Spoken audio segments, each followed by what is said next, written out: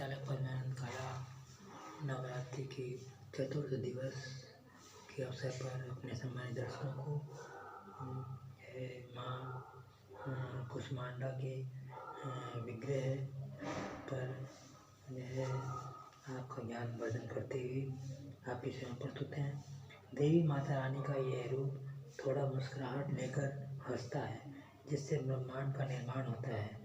प्राण शक्ति से भरपूर माता हमें यह संदेश देती है कि संसार के हर प्राणी में ऊर्जा होती है। मानव शरीर में दो प्रकार की ऊर्जा होती है। नंबर 1 स्थितिज ऊर्जा, जिसे इंग्लिश में पोटेंशियल एनर्जी, और दूसरा गतिज ऊर्जा, जिसे इंग्लिश में काइनेटिक एनर्जी कहा जाता है। देवी का यह स्वरूप हमको यह शिक्षा देता है कि मनुष्य को अपने जीवन में आने वाली प्रतिकूल परिस्थितियों से कभी निराश नहीं होना चाहिए। आपत्तियां मनुष्य को सुदृढ़ एवं कार्यकुशल बनाए रखने के लिए आती हैं। मानव के जीवन में दुखों का आना अत्यंत आवश्यक होना चाहिए। यदि मनुष्य के जीवन में दुख नहीं आएंगे तो वह आलसी एवं कामचोर तथा भोगविलासी जीवन जीने वाला प्राणी बन जाएगा, जिससे उसका जीवन दुखी होता चला जाएगा। जो जितना संघर्ष या कठिन परिश्रम में होगा, उसका जीवन उतना ही सुखी बनता चला जाएगा। उसमें संघर्ष करने की शक्ति आ जाएगी। जो जितना कठिन परिश्रम में होगा, सफलता उतना ही उसका चरण चुंबन करेगी, उतना ही वह विश्व विजयी, स्वस्थ, निरोग, हृष्ट-पुष्ट एवं वैभव संपन्न होगा। इसलिए यदि जीवन में सुखी बनना चाहते हो तो कठिन परिश्रमी बनो। जीवन में सुख दुख चक्र की भांति चलते रहते हैं। मनुष्य को अपनी सफलता पर गर्व नहीं करना चाहिए और असफलता पर घबराना नहीं चाहिए, बल्कि असफलता पर उसे पूरे जोश से अपनी पूरी शक्ति लगाकर कार्य करना चाहिए। असफलता से हमें सीख लेना चाहिए कि हमारे कार्य को पूरा करने में कुछ न कुछ, कहीं ना कहीं कुछ न कुछ कमी रह गई है, और उसी असफलता से भी सफल यदि जब मनुष्य असफलता प्राप्त करने पर उसे पूरे जोश शोर से अपनी पूरी शक्ति लगाकर कार्य करता है, तो उसके लिए असफलता भी सफलता में बदल जाती है। यहाँ माँ कुष्मांडा हमको शिक्षा प्रदान करती है, मानव जीवन को। और जैसे इसमें बताया गया है कि माँ कुष्मांडा हमें शिक्षा देती है कि हमारे शरीर में दो प्रकार की ऊर्जा होती है।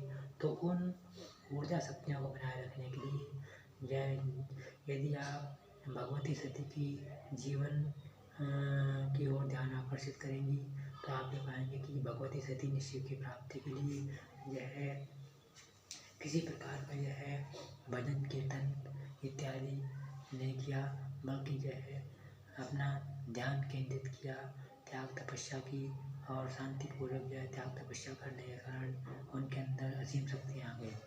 जब अपनी नारी शक्तियाँ, मातृशक्तियाँ इस प्रकार से यानी कि अपनी शारीरिक शक्ति को धन्य ऊर्जा में परिवर्तित करती हैं, तो उनको उच्च रक्तचाप एवं हृदय रोग की संभावनाएं अधिक होती हैं। इसलिए उनकी इस स्थिति को देखकर प्रसाद संचालक के मन में दया का भाव उत्पन्न होता है कि जबकि माँ भगवती यह संदेश प्रदान करती है कि अपने शरीर मन एवं आत्मा को सुदृढ़ बनाइए, बलवान बनाइए। अपनी इस आत्मा को, ईश्वर की आत्मा जो भगवान ईश्वर ने हमारे शरीर में आत्मा प्रदान दी है, वह ईश्वर की आत्मा का एक अंश है और वह अत्यंत शक्तिशाली है। हम अपनी उस आत्मा को, शक्तिशाली आत्मा को निर्बल न बनाएं, कमज़ोर न बनाएं। जो हम क्रियाकलाप करते हैं अज्ञानतावश हम अपने आत्मा को कमज़ोर करते हैं, आत्मा को निर्बल बनाते हैं, जबकि आत्मा सबल होनी चाहिए। आत्मा जब सबल होगी तभी आत्मा में आत्मिक गुण, आत्मिक शक्ति का विकास होगा। शरीर चाहे भले ही बाहर से पतला दुबला हो, लेकिन मनुष्य के अंतःकरण की आत्मा जो है, अंतःकरण स्थित आत्मा सुदृढ़ होनी चाहिए जी। तो इसी विषय को ध्यान में रखते हुए आपसे ये निवेदन, आपको ये राय परामर्श दी जाती है कि आपने शरीर का ध्यान रखें, स्वस्थ रहें। भगवान शिव ने भी जो है भगवती सती से ये कहा था कि शरीर माध्यम खलु धर्म साधनम। शरीर है तो सब कुछ है, शरीर नहीं है तो कुछ भी नहीं है। ये सती तुम यह तपस्या किसके लिए कर रही हो? जब शरीर ही नहीं रहेगा तो जो है तुम्हारे ये सारी जो है क्रियाकलाप व्यर्थ रहेंगे। इसलिए सर्वप्रथम अपने शरीर का ध्यान रखिए। माता कूष्मांडा जो है हमें जो है ये ज्ञान प्रदान करती हैं। आशा है आपने जो है शारीरिक और मानसिक स्वास्थ्य का विशेष ध्यान रखेंगे।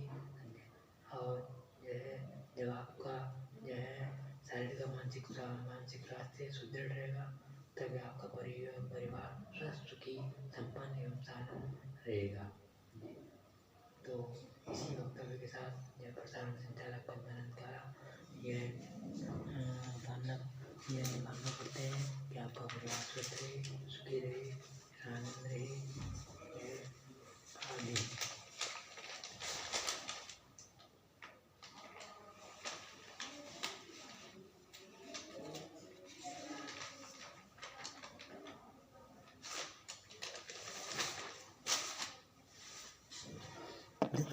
इस प्रसारण को सुनने के लिए आपका हार्दिक अभिनंदन, सुस्वागतम एवं अग्रिम धन्यवाद।